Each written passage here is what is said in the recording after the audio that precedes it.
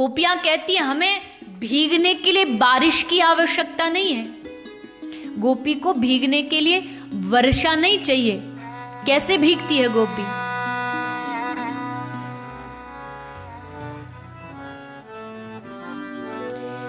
निस दिन बरसत नैन हमारे, निस दिन बरसत नैन हमारे,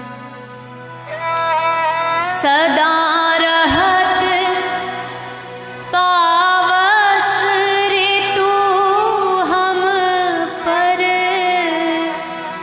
सदा रहत पावस ऋतु हम पर, जब से शाम सिधारे,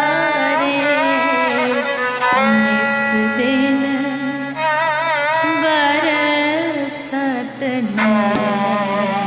नैन हमारे।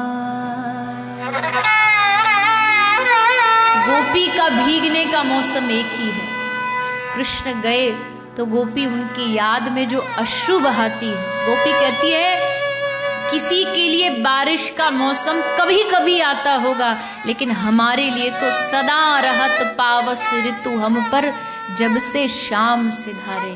जब से शाम गए हैं तब से हर रोज वर्षा, हर रोज मेघ गरजते न हो, लेकिन हमारी आंखें गरजती। गोपी कहती है बादल अगर बरसना है तो जरा थम के बरस, ए बादल बरसना है तो जरा थम के बरस, क्योंकि अगर हम बरसने पर आ गए तो फिर मुकाबला बराबरी का होगा।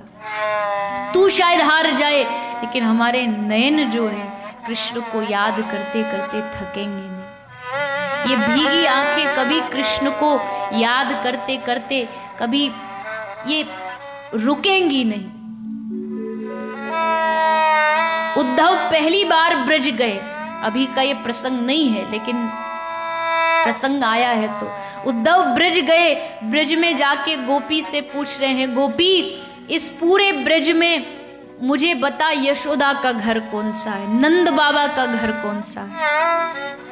मैं जानना चाहता हूं, मैं यशोदा के घर जाना चाहता हूं। क्या क्या पता है यशोदा के घर का?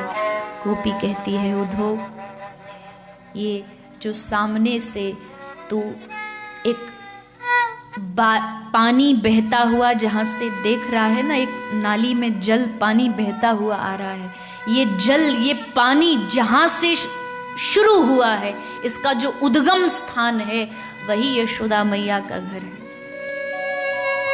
उद्धव बोला गोपी ये कैसा एड्रेस पता बताना हुआ कि जहां से पानी बह रहा है वो मैया का घर है, ऐसा क्या है इस जल में? गोपी कहती है उद्धव ये जल जो तुझे दिख रहा है ना, ये पानी नहीं है, ये हमारी यशोदा मैया के आंसू हैं। जब से कन्हैया उसे छोड़ के गया है वो खंबे से कमर लगाती है और बस दरवाजे की ओर देखती रहती है, मेरा कृष्ण आ रहा होगा, मेरा कन्हैया आ रहा होगा। वो बस उस रास्ते को निहारती है। उद्धव ब्रज की सांसें अटकी पड़ी हैं, क्योंकि जब कृष्ण गया था ब्रज छोड़ के तो कृष्ण ने कहा था मैं परसों तक वापस आ जाऊंगा। इस एक शब्द पर इन ब्रज के लोगों के प्राण टिके हुए। ये होता है प्रेम कि उसके बिना एक क्षण कहीं मन ना लगे, उसके बिना हृदय हमेशा जैसे एक कोई प्यासा पानी के जल की खोज में दिन रात भागता फिरता है। एक हिरन जब रेगिस्तान में जाता है, सामने उसको सड़क पर धूप का प्रतिबिंब दिखता है तो लगता है सामने पानी का तालाब है, वो भागता है उसकी ओर, और पास जाता है वो और दूर चला जाता है, और नजदीक जाता है वो दूर चलता जाता है। लेकिन उसको प्यास है तो वो भागता है उसकी तड़प में, वैसी तड़प श्री ठाकुर जी के लिए हमारे हृदय में हो जाए।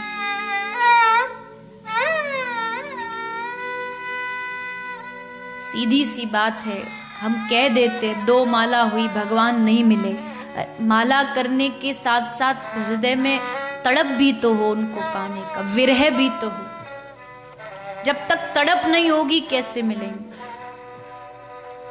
कोई जाके संत से कहता महाराज आशीर्वाद दे दो मेरे घर में बेटा हो जाए, बाबा ने कहा आशीर्वाद। प्रभु दूसरा आशीर्वाद दे दो मेरा धंधा अच्छा चल जाए, आशीर्वाद। और प्रभु तीसरा आशीर्वाद दे दो मुझे भक्ति मिल जाए। बाबा ने बड़ी जोर से डांट लगाई, तुझे जीवन में कभी भक्ति नहीं मिल सकती। क्यों? क्योंकि तूने अपने जीवन में भक्ति का नंबर 3 रखा है।